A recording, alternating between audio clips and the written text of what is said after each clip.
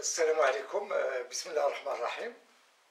Donc la leçon numéro 2 de physique, programme du premier bac Sciences Maths international, option française, Sciences Maths et Sciences expérimentales. Travail d'une force puissance suite. Donc c'est la partie numéro 7 du cours. Donc on a vu précédemment le travail et la puissance d'une force constante exercée sur un solide en translation. Maintenant, on va aborder grand 3, travail et puissance d'une force exercée sur un solide en rotation autour d'un axe fixe delta, et dont le moment par rapport à delta est constant. Donc on a une force exercée sur un mouvement en rotation autour d'un axe fixe delta, et le moment de la force F par rapport à delta est constant. Bon, mais avant d'aborder cette paragraphe, tout d'abord on va parler du moment.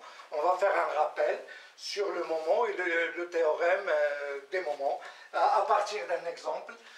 Si on veut par exemple ouvrir une porte, ou tout simplement cette couverture de ce cahier, donc il faut exercer une force. Donc pour ouvrir la couverture, il faut que l'intensité de la force soit suffisante.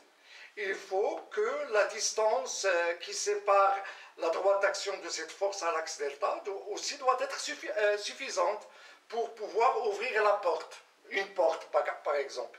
Et surtout, il ne faut pas que la droite d'action de la force coupe l'axe delta, ou bien qu'il soit parallèle à l'axe delta. Donc pour qu'une force a un effet sur la rotation d'un solide, il faut que sa droite d'action ne coupe pas l'axe delta, il ne faut pas que sa droite d'action soit parallèle à l'axe delta. Et il faut que l'intensité de la force soit suffisante et la distance à l'axe delta soit suffisante. Et la grandeur physique qui dépend des deux, de l'intensité de la force et de la distance à l'axe, c'est ce qu'on appelle le moment. Le moment d'une force par rapport à l'axe delta. Elle dépend à la fois de l'intensité de la force F et il dépend de la distance qui sépare la droite d'action de F à l'axe delta. Donc théorème des moments, rappel. Soit un solide S pouvant tourner autour d'un axe fixe delta en équilibre sous l'action de plusieurs forces. Donc on a là un solide qui est en équilibre sous l'action de plusieurs forces. Une force F1 qui est peut-être exercée par un dynamomètre D1, F2 exercé par un autre dynamomètre D2, le poids, le point d'application du poids c'est G, et l'axe delta il passe par G, et il y a aussi l'action de l'axe delta, puisque c'est l'axe delta qui maintient le solide. Donc S est soumis à F1, F2, P et R delta, l'action de delta. Le théorème des moments nous dit que puisque le solide est en équilibre, alors la somme des moments est égale à 0. Donc le moment, c'est la grandeur physique qui dépend à la fois de l'intensité de la force et de la distance à l'axe delta, de la droite d'action de la force à l'axe delta. Donc la somme des moments est égale moment par rapport à delta de F1, plus moment par rapport à delta de F2, plus le moment par rapport à delta de P, plus le moment par rapport à delta de R delta est égal à 0. Donc tout d'abord pour le moment de P, donc puisque P coupe l'axe delta, donc P n'a aucun effet sur la rotation du solide.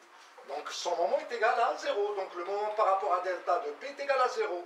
De même, R delta coupe l'axe delta et n'a aucun effet sur la rotation.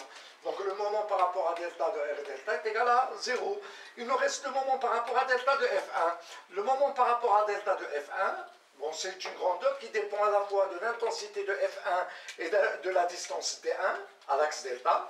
Donc comment on cherche la distance D1? Tout d'abord, on trace le prolongement de la droite d'action de F1, puis on fait la projection perpendiculaire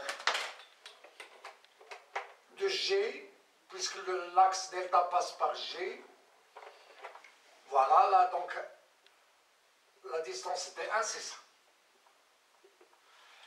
Et pour F2, c'est la même chose. Donc la projection de la droite action de F2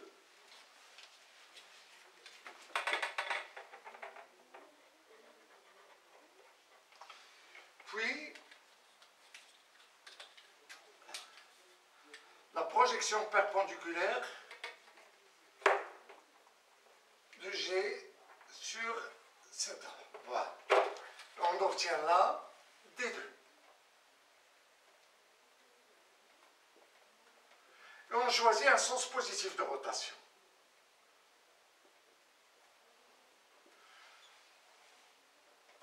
Donc, si la force a tendance à faire tourner le solide dans le sens positif, donc son moment est positif, bon, c'est le cas de la force F1, donc elle a tendance à faire tourner le solide dans le sens positif, donc son moment est positif, il sera égal à F1 fois D1.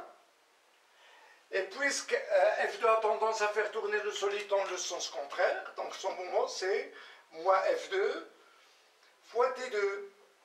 Et l'unité du moment c'est le Newton fois le mètre. Donc on remplace dans le théorème des moments, donc on obtient F1 D1 moins F2 D2 est égal à 0. Voilà, donc on a commencé par le théorème des moments et on a abouti à cette relation. Voilà, donc le théorème des moments nous dit que si le solide est, qui peut tourner autour d'un axe fixe delta est en équilibre, alors la somme des moments des forces est égale au vecteur par rapport à l'axe delta est égale à 0. Le moment, c'est une grandeur scalaire, ce n'est pas une grandeur vectorielle. Remarque, si on a un solide pouvant tourner autour d'un axe fixe delta et soumis à plusieurs forces telles que la somme des moments est égale à 0. Si la somme des moments est égale à 0, ça ne veut pas dire obligatoirement que le solide est en équilibre. Il peut être en rotation, mais cette rotation doit être obligatoirement uniforme. Donc, si, voilà, tel que la somme des moments est égale à 0, alors oméga est égal à une constante. Et il y a deux cas à discuter. Si le solide est en équilibre, il restera en équilibre, puisque oméga est égal à 0 et reste constante. Voilà. Donc, il n'y a aucune raison pour que le solide tourne tout seul. Il faut une intervention extérieure. Mais le solide est extérieur, puisque la somme des moments est égale à 0. Donc, il est en équilibre et il restera en équilibre. S'il est en rotation, cette rotation est uniforme. Pourquoi? Parce que pour que la vitesse angulaire change, il faut une intervention extérieure. Il faut que la somme des moments doit être différente de 0. Mais en rotation, il régulière la vitesse angulaire, puisque la somme des moments est égale à 0. Donc, le théorème des moments concerne à la fois un solide en équilibre ou bien le solide qui est en rotation uniforme.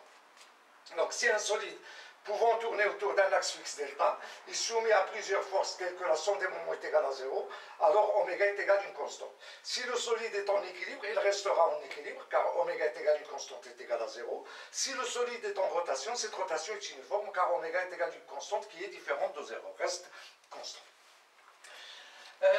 Petit 2, le moment d'un couple de deux forces. Bon, c'est quoi un couple de deux forces? C'est un ensemble de deux forces dont la somme vectorielle est égale au vecteur nul, mais qui n'ont pas la même droite d'action. Ils sont parallèles. Voilà, F1 et F2. F1 et F2 représentent un couple de deux forces. On a l'intensité de F1 est égale à l'intensité de F2, est égale à F. Donc l'expérience montre que si on prend ce couple de deux forces et on le déplace, tout en conservant l'intensité de la force, et la distance d, on constate que l'équilibre ne change pas. Ça veut dire que le moment du couple reste constant, ne dépend pas de l'axe delta, de la position de ce couple par rapport à l'axe delta.